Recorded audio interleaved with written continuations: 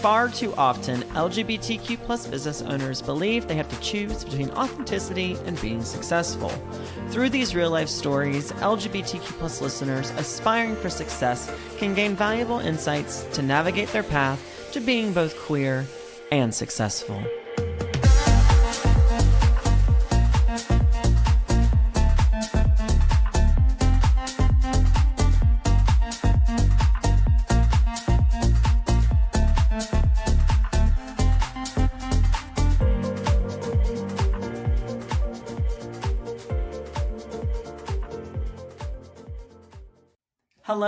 Hello, everyone. It is me, Hunter J. McNair, your hostess with the mostest, back again for this week's episode for Queer and Successful.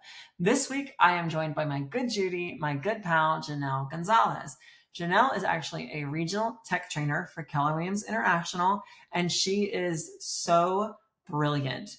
Y'all, I don't say this often, but I got a lot of takeaways from this call today that you are not going to want to miss.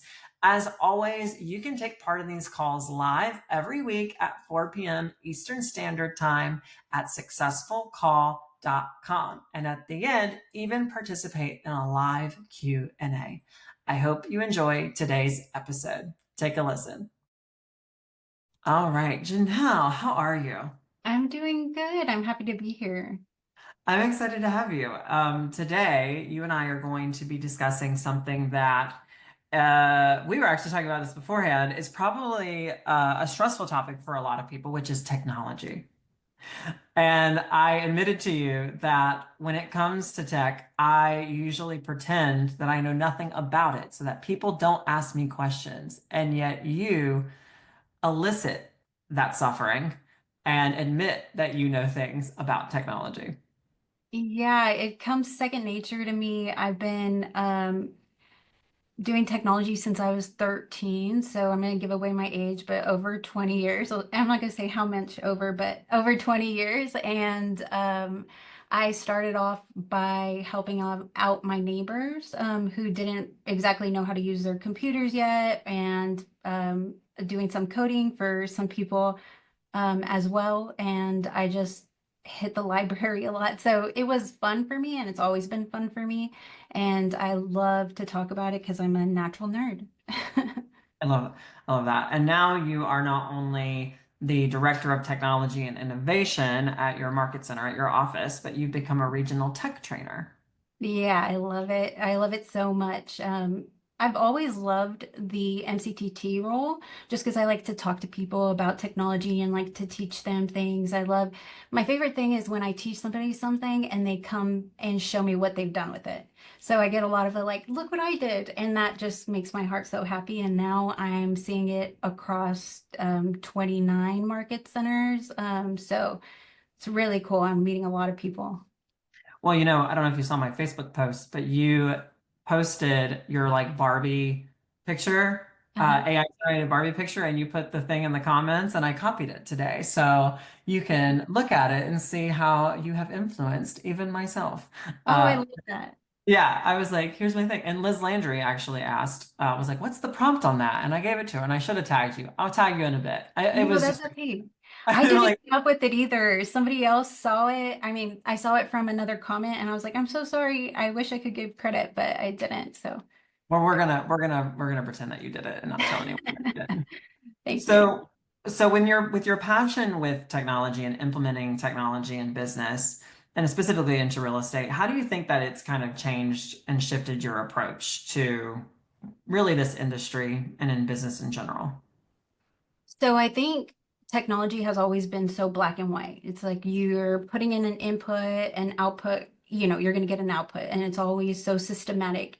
In the real estate world, you have a lot of different variables and you have a lot of different options. So there's always shiny objects and what this can do and what that can do. So I've had to do a lot of research on different CRMs and a lot of different systems, a lot of different tools now, artificial intelligence, and it's just staying on top of it and just seeing what works. And it actually, you'd be surprised. It has a lot of conversations with there. So I am going to ask agents like, what works for you? Or what do you like about this? And what don't you like about this? And how could I simplify your world? And, usually I start off with kind of like a tech audit and I see, hey, what are you missing from your business? Okay, what would make your life better? What's in your 80%? What's in your 20%? So it does have a lot more relationships, not only in the agent to client world, but from my world to agent world as well. So that totally shifted because I didn't think that I would be having those kind of conversations or utilizing that in my day-to-day thoughts. Hmm. Are you like finding that are you finding that like most people embrace technology easily, or do you think people are really struggling with it? So, like kind of both because I have all the time. The thing I hear the most is I'm not tech savvy. Oh, I am not tech savvy, or, and I always think, okay, well, let's see about that because a lot of the times, so for example, I did this class in Katie and I said, okay, I promise you it's going to get easier. We're going to walk through all of this. We're going to set up this page, and we did an AI page onto their command websites. And these ladies, they were freaking out. They were like, oh, I'm not going to be able to do this. So we ended up, everybody walks out with that page done. And the next time I did a repeat of that class, and they were leading the class. They were volunteering to help people. And so I think it's just really a mindset. I have a lot of people who have said, well, I wasn't tech savvy until I started doing it because I think a lot of it is a fear, just like anything else. It just takes you to overcome it and just to believe you can. And technology has only gotten easier. There's systems that I see and I like Zapier, which is an automation tool. I look at it now and I said, and then I start feeling so old because I like back in my day, you would have to put everything in and you would have to, make it work. And now you just type in and AI will build out what you need. So I think has only gotten easier. And I think it's just kind of a mindset to show and to try. And Zapier is one of those confounded things that basically automates your posts, right? It does a lot of different automations. Okay. So like if you anytime I'm about to get a piece of technology, I will go look and see if it integrates with Zapier because you can make it do stuff. So like let's say if somebody submits a Google form on somewhere and you have it go to Sheets, well, you can do like Sheets to integrate with Command and put that person into your system. Or you can have Sheets to Slack you or Sheets to send you an email about whatever. And so it's just an automation. It's kind of just ties software in Hmm. to each other. Interesting. And I think you really touched on something that I think that people do need to remember, which is like technology, the whole intent of technology is to make things easier. And so it's not built to be more difficult for you to do than if you just did it a different way, right? Like it's literally there's kind of a methodology when tech is made so that it is user friendly. It's supposed to be more user friendly, right? Mhm. At least allegedly. At least Allegedly. allegedly. No, yes.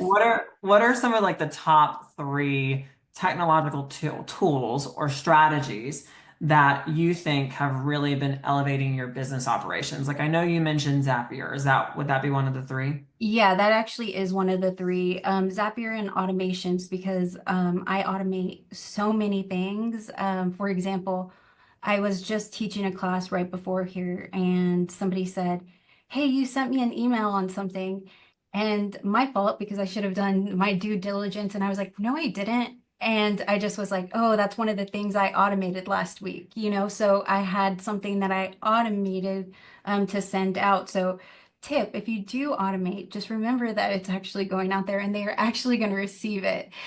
So yeah, automation is huge. So there is a lot of different ones. There's like if this, then that. There's Zapier. There's some of them are built in already in their systems as well, like integrations. I know that like Slack has their own, Wix has their own automation workflows in there. So that's definitely one of the biggest tools I think is Zapier. My other one would be AI, so like ChatGPT, or I'm really big on Gamma, which is kind of it does presentations for you. It does What is pages. it called? Gamma, it's Gamma, and you get like 8 for free. So yeah, I definitely think it's a huge benefit. So there's sites that are called like there's AI for that, and you can always go look. I am a part of Canva's beta, and I know that they are huge. They have a huge focus on AI right now. So I know I've seen some of the things that they're going through and doing, and it is remarkable. And they've done studies on AI, Canva has, and so it's I think it takes you into 80% more production when you're actually utilizing AI, is just as far as the studies. And I think it takes you 52%, I might get that number wrong, into less time focusing on the things that you don't need to, so it saves you a bunch of time as well. And then so AI would have been my second tool. And then my third tool is social media. So that's a big tool for me. So if you have ever met me in person, I know Hunter, you've met me in person before, and I'm really actually kind of shy, right? And so I'm really reserved. It gives me the opportunity to talk to people and express myself more on social media just because I'm behind a computer. And then I am able to have those conversations on a bigger level, and I'm actually able to talk to them and relate to them and give my touches online to my sphere and my database that way, as well as in the communities. I get to stay involved because I'm just reading and all of those things that come along with that, and then connecting. So it's my way to connect. It's my way to drive. If I'm marketing something, you'll see me on every freaking group, and I apologize for that, but I promise it's for your benefit.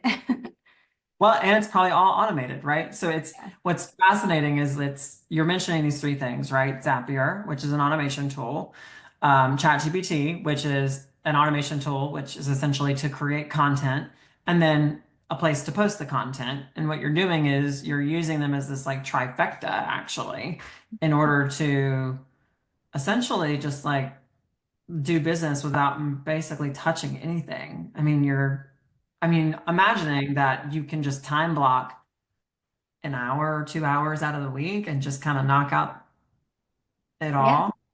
Yeah, that's basically it. And so, and then it's just like catching up on those things. And it just gives me more time to have those real conversations, And so you'll always hear me that there has to be a human touch with everything, and which is strange for a technology person to say, but I really do think that it does. So once, then I see you, then I talk to you, or when we're having appointments or consultations or classes, I really want to dive in, and that actually helps me be a lot more comfortable. And it Well, actually should, oh, sorry. no, you're fine. I was just going to add, I mean, I think that's the thing that people mistake about these types of tools, right? Like we think that we have to use, like by using these things, we're going to become disconnected from the work or from each other. But I think that the reality is like, I've always looked at AI and anything like that as like the calculator for English. Yeah. You Yeah, know? it really is. That's a great way to say it. Yeah, it's just a calculator for language. And so it's like, before you had to get out your little, what's the little thing that does the counting thing on the Um, uh, Ramicus? What is it called? Someone knows. Where yeah. you move the little dial up to count numbers, and that was Oh like the yeah. I have to, OG calculator. The OG calculator yeah. before they had fingers, and they couldn't use their Yes. fingers. Exactly. So so essentially, right, like technology evolved, calculators became a thing. Now we use calculators for math and abacus. Thank you, someone in the chat. And so now we have this tool to essentially plug in English words into a system that gives us a formula that spits out an answer, right? Um, Exactly.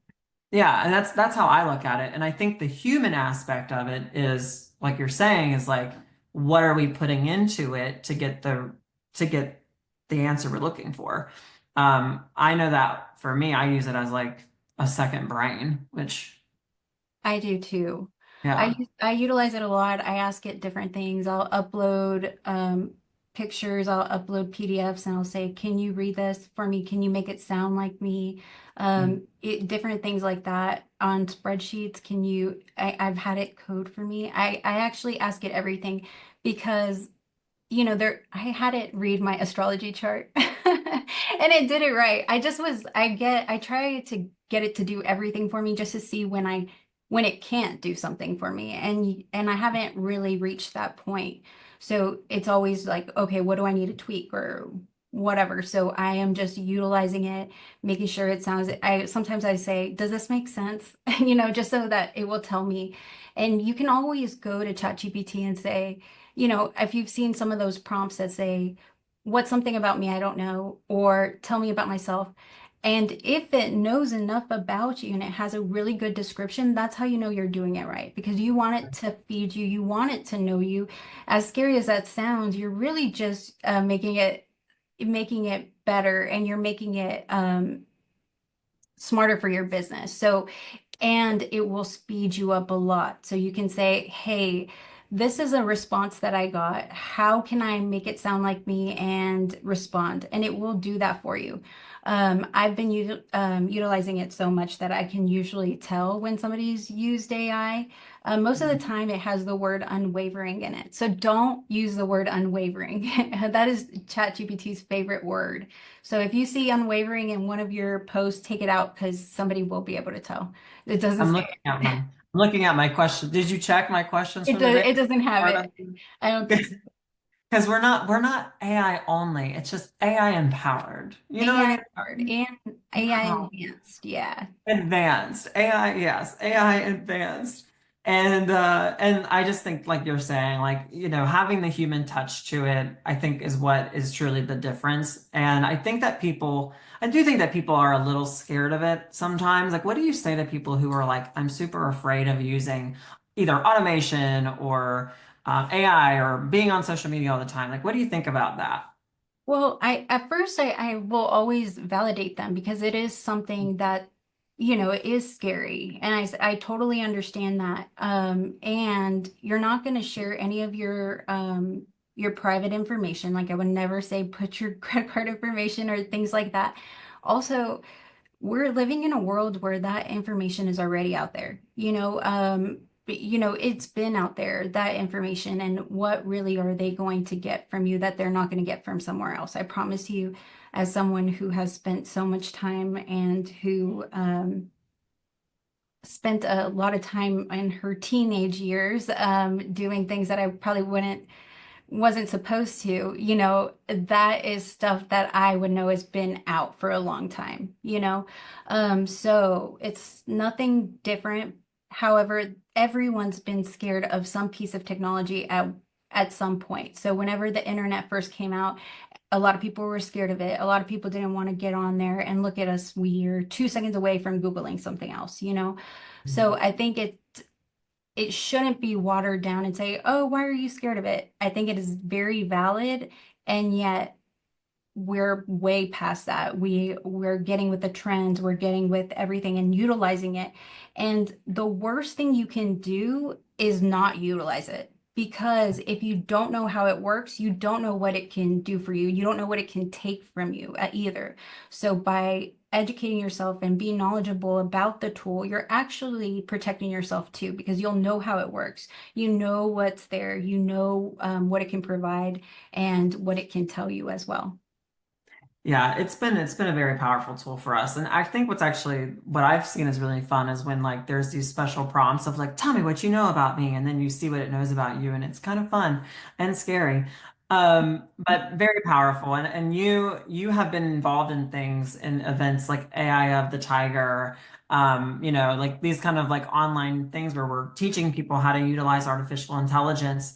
And it's really is shaping the future of business. What types of steps do you think that professionals should take to start today in integrating AI into their workplace? Like if they were like, I've got nothing, where did they start? So I think the first place to start would be like doing a tech audit of your business. Also just doing an 80/20. I think that's huge. What's part of your 80% and what's part of your 20%? And when you look at that and you see your 20%, and maybe there might be some things you can automate, but looking at your 80%. So a while ago, this is what I did for the leadership team, and I just looked at what are they spending their time on? What can we take away? So is there drip campaigns? Is there different things that we can do to save them time? And from there, you can actually input that into ChatGPT. So I would say if you wanted to start today, say just go to ChatGPT and have it guide you through everything. Say, how can I figure out my 80/20 in my business? And it'll know the principle and it'll help you break it down and then say, okay, I'm going to give you my 80/20. And so you will write yours up, all of that, or you can actually just upload a PDF in there and say, where do you see automations that I can do with this? And how can you help me with some of these things? And it will tell you. And you can have it build, I've had it build marketing plans for me. I've had it build so many things, and really all you can do is ask it, or what's the best way? Ask it. And a lot of the times we're stuck on what we're thinking and have you ever heard when you walk away and then you come back? Mhm. Sometimes we're so in go mode, we're in like uh, um flight mode instead of fight mode. We're in flight mode and we're just not seeing it, blah, blah. And then you put it in there and you're like, oh yeah, why didn't I think about that? But that's Mhm. what ChatGPT is there for. Just think of it as your assistant and your second brain, like you said, because that is where you are going to be successful with it, is what you plug into it. And you can go and say, here's something.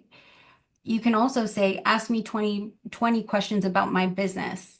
And when it does that, it'll ask you the questions and you say, okay, I'm going to answer them now.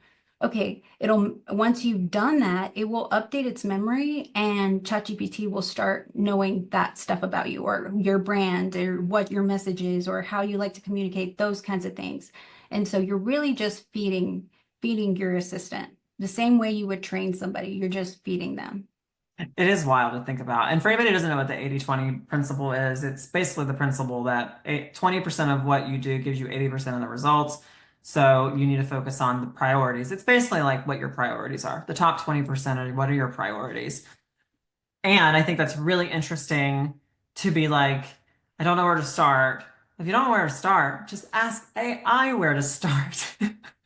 Just be like, listen, you know nothing about me. Ask me 20 questions so that you can help me run my business better. And it'll just ask you the 20 questions and you kind Yeah. of adjust from there. That's really like, I guess it's kind of like, it literally is like hiring a new person. And then you've got to like work with that person to like train them on how to work with you. And you're like, you know what? You just ask me because I don't even have the time to like think about what that looks like. Yeah. You've asked me. I like that. I think that's actually something I might just do randomly.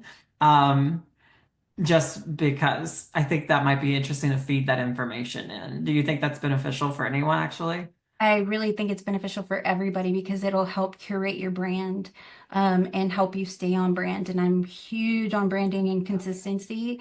And that's one thing that it can help you keep in account of. I think I'm gonna be like, is there anything about me that you're wondering Oh, that's a good one. That's a good one. Yeah, for sure. that you think you need to know in order to help my business grow? Yeah. If you think about it, it's kind of like when you first meet someone and you're asking them all those questions, it's the same thing. It's just a machine instead. I love that.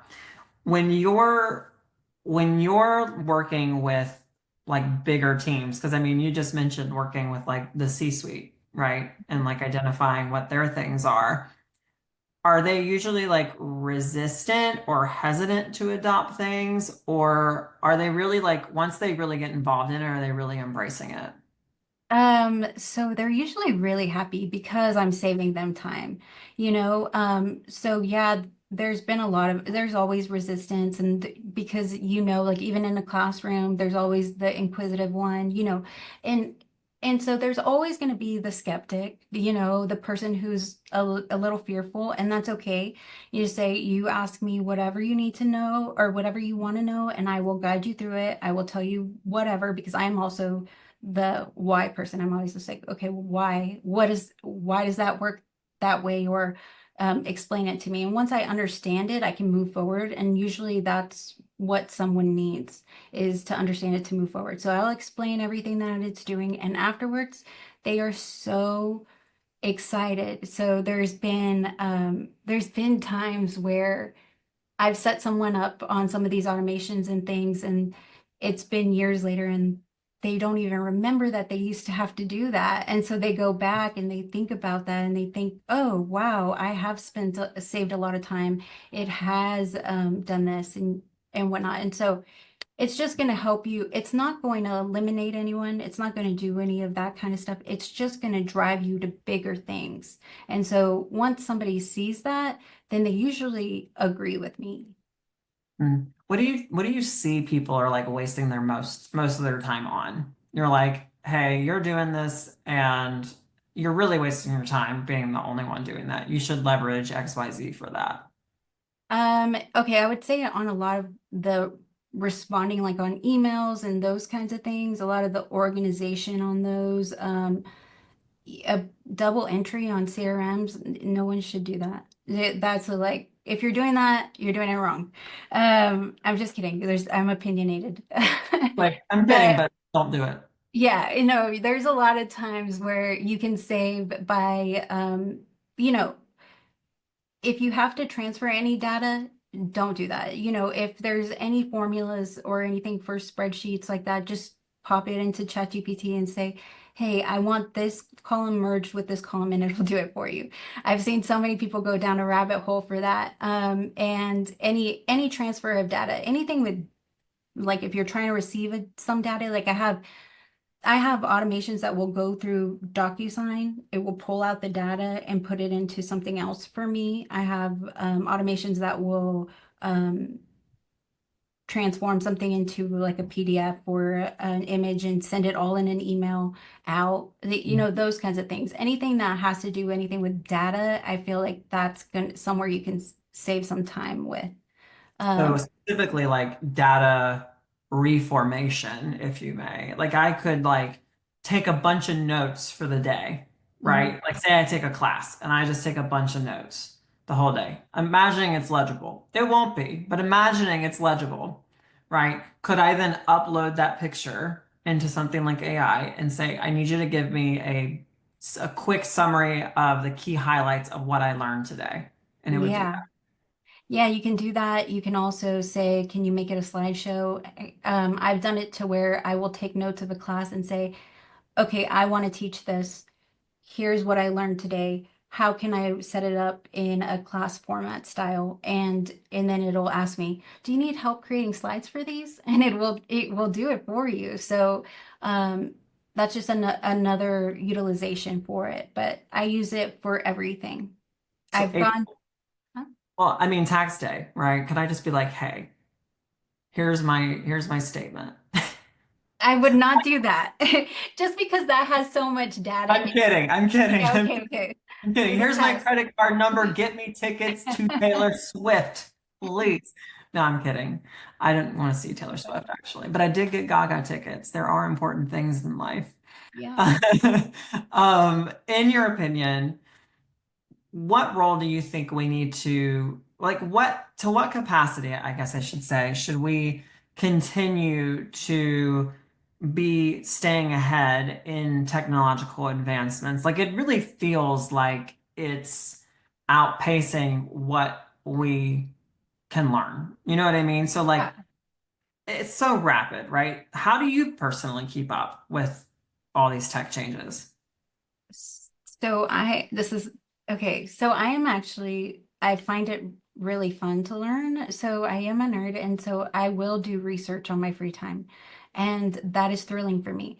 There are those people in your lives though. And there's people like in your market centers, there's a market center tech trainer and they will come and meet. So like my market center tech trainers in my region, they all meet with me once a week and I update them on new tools or anything that they can utilize or different marketing strategies or anything like that. And I know that I know a majority of the other RTTs and they are all doing the same for their MCTTs. So in your market center, there is someone who is staying informed and you can leave that up to them and just say, what do I need to know now? Okay, cool. Or go to one of their classes and listen to that, or ask your team leader if the tech can give just an update of different things in there. There's a whole bunch of different things that you can do, or even if you're at family reunion or mega camp, you can stop at the tech booths and you can ask them what are some of the things to stay updated on, those kinds of things. And if it's not your passion and if it's not your thing, maybe there's someone that can do it for you, or there's someone that you can talk to, there's always going to be someone that can help you out. I'm surprised you didn't say I would just ask that question to ChatGPT. I mean, I was, but I just stopped myself. I was sounding like a broken record. But it'd be a little different. So pivoting a little bit to talk about social media, right? Do you have like a golden rule when it comes to social media? Because like I have my own little golden rules between different platforms, right? Like I have different things I do between like Instagram and Facebook, and I try not to use it, TikTok too much.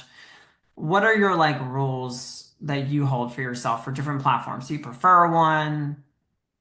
I definitely prefer Instagram, and I think everybody prefers Instagram just because it's less noisy. And yet, I think that there are different rules and things that you can do for each platform. So, for example, sizing is huge. If you're not sizing there was a huge sizing change recently to where it's like Oh, portrait. yeah. And we're so used to squares. Everything worked well with squares. Now we get a little more space. And when you're doing reels, don't put anything right at the top, don't put anything right on the bottom, because what's going to show up is right in the middle. And then also it's a two-way street. So whenever you are on social media, make sure to be engaging with your sphere, because actually in Facebook and Instagram, they really pay attention to that. So I just got a notification this morning and it said, hey, engagement has grown on your social media. We're going to expand your audience. And so Mm. the more you get people to interact and the more that you interact, you're actually helping yourself grow. Um, if if you're going to leave a comment, make sure to leave it more than 3 words, if you want to help that person out. If you are trying to get someone to respond to one of your posts, make sure that they're leaving more than 3 words. So don't ask a yes or no question. Ask a question with some substance so that they can help push you up. Otherwise, also don't make it all about business. People will leave faster than you can imagine. So make sure to have that little bit of personal touch, which I often have to force myself to push, because anytime I see myself on my own screen, I'm cringe. But it helps people know that you're a real person. It helps people relate, and people need that. So they want to see a little bit of your personal, your business. You want to have something inspirational on there as well. And you want to have a little bit of lightheartedness. So like anything funny, that's why TikTok does so well right now, is because people needed that lightheartedness in their lives. And so if you were to supply with that, so you want to make people feel great when they're looking at your things, and also branding and consistency. You have to make sure that you are matching your colors on things, sticking to your brand. You're not wanting to put things out there that won't look aesthetically cohesive. Yeah. Yeah, so those are pretty much the Your gold rules. Yeah. There's so much, and I think first of all, the sizing. Let's go back to just the sizing thing. I've got to create like six different things just for the sizing. But what you just told me earlier is I just need to put one of the sizings into ChatGPT and have it fix it for me. Yeah, So you can do we're that gonna too. add that to the list. Uh-huh. Okay, Uh, that's good. Canva, we utilize Canva, but Canva utilizes resizing, but it just doesn't, it's still got to go in and fix it. It doesn't do as good a job yet.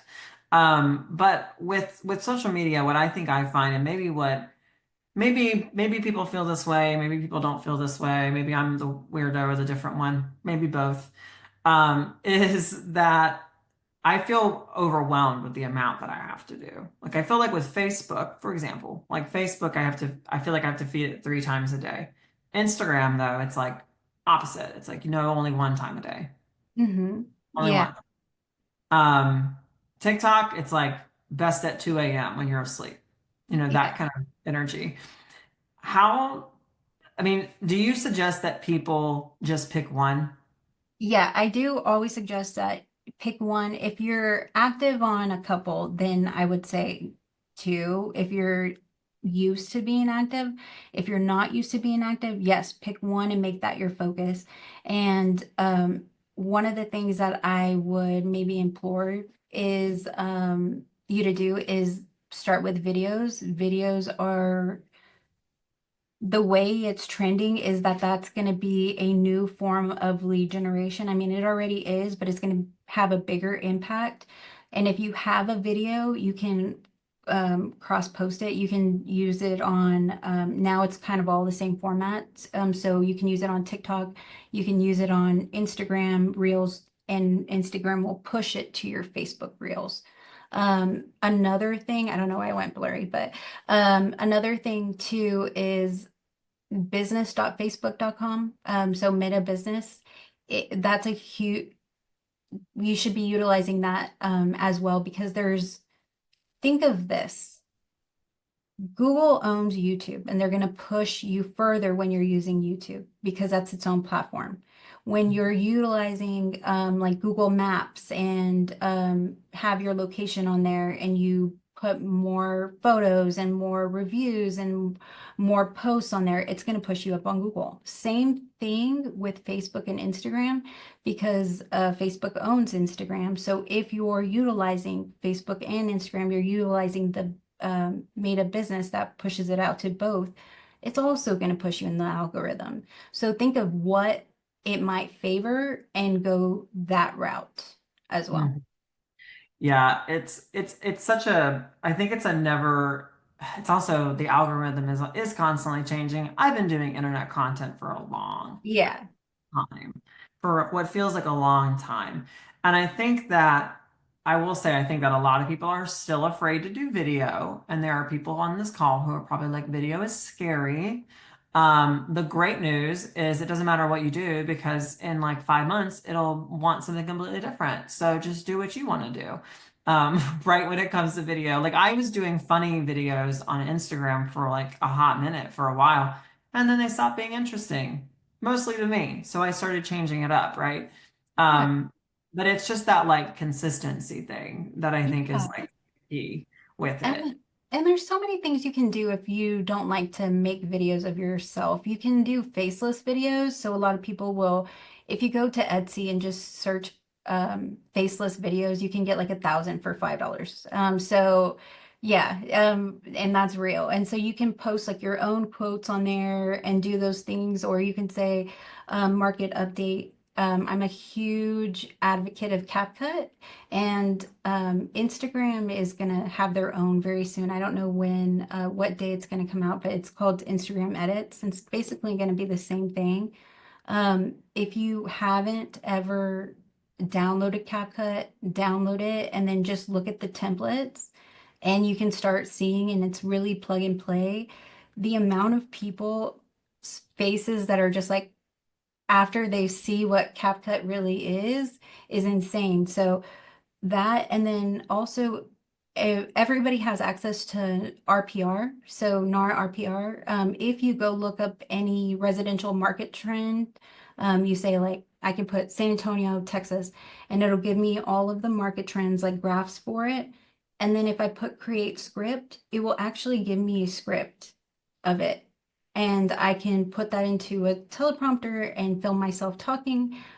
It takes some of the workload out. You can also go to ChatGPT and ask you to make you video scripts. And so it will do that for you as well. So I would say if you're scared of making videos with your own face and your own content, start off with those faceless videos, or maybe like how me and Hunter are doing it right now, where it's you're not the only person on there. It might help alleviate some of that anxiety from making a video of yourself.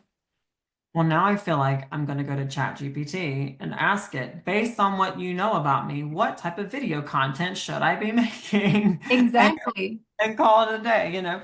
It is so fascinating how much is available to us. And you touched on something that I think is important, which is like people want to smile on the internet again. Like we don't want to be so bogged down with everything going on. Well, I mean, we have to face what's going on, and I try to be positive on the internet as much as I can be. Now, for you, you know, you're a founding member of the San Antonio chapter of Women in Digital USA, right? Yeah, I am. I Which is love it. really cool. How do you advocate for diversity and inclusion in that space, especially within the tech industry? And why do you think that it's so important for business innovation? Oh man. So growing up, there wasn't women in tech that I really knew of. There wasn't um, any Hispanic women or any gay women or anything like that that I knew of. Okay, they might have been out there and I just didn't know. But so growing up, I didn't see those people, and luckily, I have people in my life that think I can do anything, and so it makes me feel like I can do anything. And I remember at once I got to college, I had already had experience with computers and technology. And I remember walking into a room, it was full of men. And I remember one of the guys saying, "Hey, let's go sit next to that smart guy." And I had never met this guy before. And I had never met that guy who he had said was smart. And he was just wearing glasses. And so that was pretty much just an assumption. And so they said, okay, what we're going to do now is we are going to take apart this computer and put it back together. Well, I have been taking computers apart for years now. So I actually was the first one to get my computer disconfigured and reconfigured.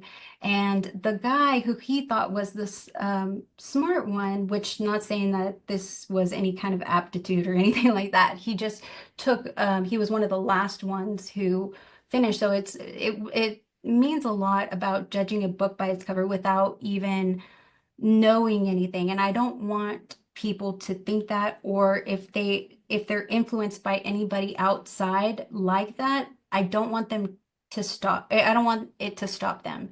So we do a lot of inner community work with going to schools and advocating for women in technology, and just also it's kind of like the Rainbow Network where we all can really kind of count on each other and ask one another and mastermind those kinds of things. It's the same in Women in Digital. And so we have that community, and then we also want to give back. And I've met so many people who have come from a lot of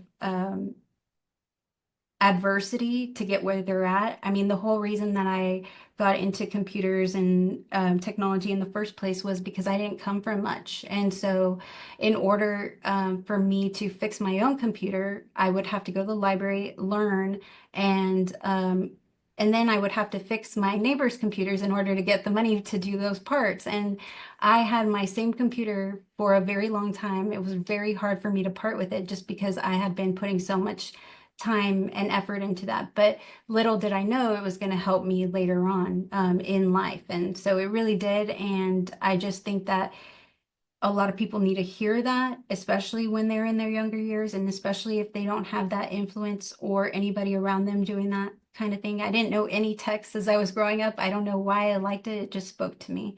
And so, Mhm. yeah. That's great. I'm glad you're creating that space, and I'm glad that you're calling it out as well. right? You're like, hey, this is something that I struggled with and we need spaces for it. I think that's really important.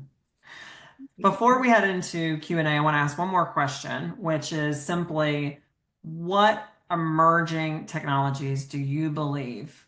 We know AI, but maybe you know more about where AI is going, that are going to have the most significant impact on businesses moving forward, and how can we prepare to embrace them?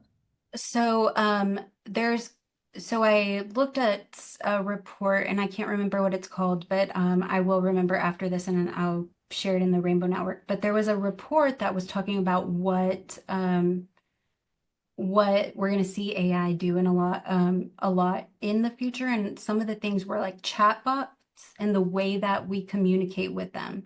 So, a lot of those kinds of things, a lot of predictability as well, a lot of stats and those things. I think that um, marketing is so prevalent right now that we will see a lot of tech go into advertising.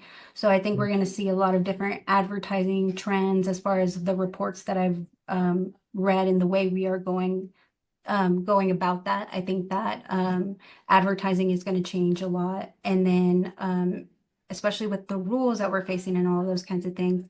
And I think the chatbots as well. I think that that's going to be a huge thing. And really, it's not anything new, but data is gold, right? So Mhm. anything that can provide data, anything that can receive data is going to be huge. So those kinds of things, and then just simplification. And I think that everything that any tool is going to have AI built into it if it doesn't already. But yeah, I think that that's where most trends are going through chatbots and through predictability data and advertising. I think is going to be huge. So you could foresee that AI would lead generate for us. Okay, so two things on that. I think that there's a lot Huh? of sticky rules with TCPA that might not let it go through. I have seen some of the tools and some of them are amazing. I utilized one and it sounded just like me, which was crazy, and I deleted it at that point. But I think that in those things, you can tell. There's going Mhm. to be that moment, and it's um, are you willing to risk it? You know, Mhm. the personal touch needs to be there. I don't think that, yes, I think that there's tools that you can utilize and you can do to grab attention. I'm seeing a lot of different quizzes being the way that people advertise, a lot of different ways and unique ways to do advertisements. But when it comes to actually speaking to someone, can you count on artificial intelligence to do the conversion for you? Or have you mastered your craft and want to do the conversion on your own? I think there's a fine line between that. And then as well as just keeping safe with TCPA and all of those things, make sure I've talked to I get calls from salespeople all the time, technology salespeople. And so I will challenge them and they probably hate me because I always say like, okay, well then how do you keep that safe? Or what are the security measurements and how does that work with a search engine optimization? Is that going to hurt my SEO? And so the more questions that you can ask, the better. If you ever are diving in to that, ask ChatGPT. Say, what are some questions I can ask this technology company to make sure that it's going to work for my business? And just do that. And so if you're not sure, you can ask that because a lot of the times these salespeople are talking and talking and talking, and they don't actually know. Mhm. So keep safe on that. I don't know They're how. not AI. That's the problem. They're just real Yeah. people. They're just real people. Well, thank you, Janelle. Thanks for listening today, friends. If you enjoyed this call, do not forget to join Queer and Successful, the community on Facebook, as well as register to participate in these calls live every Monday at 4 p.m. Eastern at successfulcall.com. See you next time. Bye.